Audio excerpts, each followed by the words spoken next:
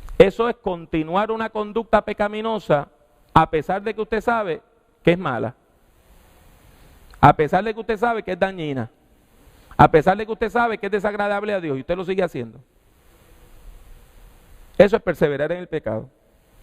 Usted sabe que esa conducta no honra a Dios, no edifica a nadie, ni a usted ni a los demás. Y usted lo sigue haciendo. Eso es perseverar en el pecado. Y quien persevera en el pecado, quien persevera en lo malo, mire, a veces se arrepienten con llanto y lloro. Y pasan al frente y lloran amargamente porque se sienten bien culpables. Y salen de la iglesia y se vuelven a hocicar en el mismo pecado en que estaban. Eso es perseverar en el pecado. Y quien persevera en el pecado se expone al juicio de Dios, ¿sabe? ¿El pastor está diciendo lo que está diciendo? Sí, lo estoy diciendo. Quien persevera en el pecado se expone al juicio de Dios, porque con Dios no se juega. La fe no es un juego de apariencia. La fe no es un juego de apariencia. La fe no es un salón de espejo. La fe es un estilo de vida que nos lleva a acercarnos a Dios cada vez más, por medio de la práctica de la fe y de una vida de justicia. ¿Y ustedes creen que yo estoy siendo muy duro? Mis palabras son tímidas comparadas con las palabras de Hebreos, ¿sabe? Tímidas. El autor de Hebreos le recuerda a su audiencia que cuando Moisés subió al monte Sinaí, la presencia de Dios era tan terrible en ese monte que nada se podía acercar al monte. Y que hasta un animalito que se acercara moría, porque no aguantaba la terrible presencia de Dios. Y entonces, el autor de Hebreos dice que la presencia de Dios debe inspirar en nosotros temor y respeto aún hoy. Se los repito, porque con Dios no se juega. Lo que yo quiero que usted aprenda esta mañana, o recuerde esta mañana si ya lo sabe, es que los seres humanos vivimos ante la terrible presencia de Dios. No importa dónde usted esté, ¿sabe? Cuando usted está solito en su cuarto, usted está ante Dios como si estuviera aquí en el altar. El que está capeando en el punto de droga está ante la presencia de Dios como si estuviera ante esta cruz. Porque Dios es el creador del mundo y todo el mundo está lleno de la presencia de Dios. No nos podemos esconder de Dios para hacer lo malo. Y por eso, aquellas personas que hemos confesado fe, tenemos que tomar en serio esa fe. Porque si Dios no excusó los pecados de los patriarcas que caminaron con Moisés sobreviviendo el éxodo, tampoco va a excusar los nuestros.